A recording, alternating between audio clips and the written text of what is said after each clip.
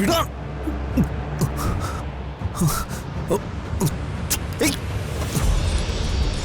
ആ ഇവൻ തന്നെ കള്ളൻ.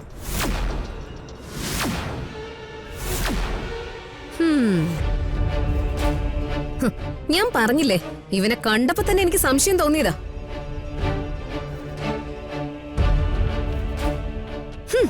കുടുംബം അടക്കം ഇറങ്ങിയിരിക്കുക മോഷ്ടിക്കാൻ.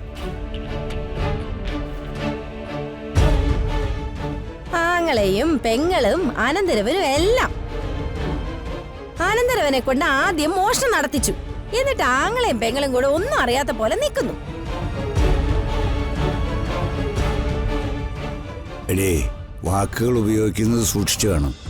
അയ്യോ, ആത്മസുഹൃത്തിനെ പറ്റി പറഞ്ഞപ്പോ വേണുവേട്ടന് പൊള്ളുന്നുണ്ടോ?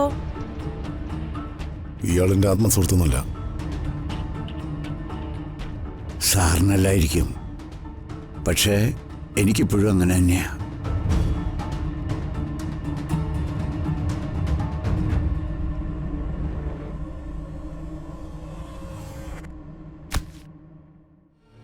ഈ മാല നീ മോഷ്ടിച്ചതാണോടാ?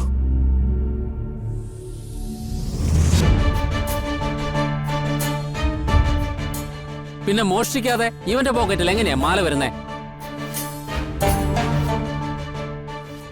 എന്ത് ചോദ്യം സാറേ ഇത്?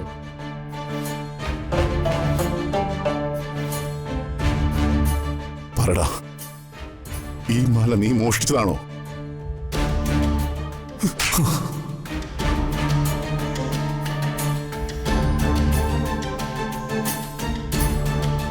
തകർത്ത കളത്തിലൂടെ കുടുംബത്തിന്റെ അഭിമാനം.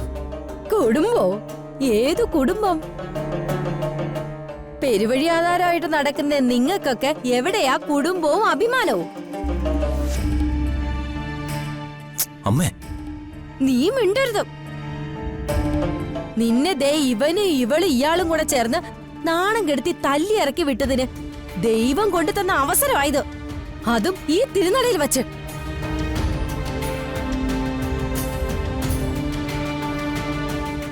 ഞാൻ പറഞ്ഞിട്ടില്ലേ, ദൈവം ഒന്നിനെ വെറുതെ വിടില്ലാന്ന്. ഇത് ദൈവം കണക്ക് വീട്ടിയതാ.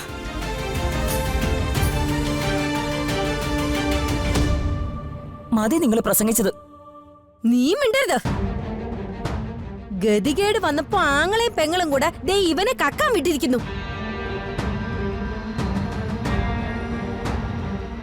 നാണമില്ല മനുഷ്യ നിങ്ങക്ക്. രാധേ, വേണ്ടട്ടോ. വേണം. കുറെ വർഷങ്ങൾക്ക് മുമ്പ് ഒരു കാരണവുമില്ലാതെ ഇവരെല്ലാരും കൂടെ ചേർന്ന് നമ്മളെ ചവിട്ടി തേച്ച് ഇറക്കി വിട്ടതാ. അതിന് 2 വാക്ക് എനിക്ക് ഇവരോട് പറഞ്ഞേ പറ്റൂ. അതിനച്ഛൻ നിരപരാധിയാ. അയ്യോ, അറിയാം. നീ ഉൾപ്പെടെ ചേർന്നായി ഇത് ചെയ്തതെന്ന്.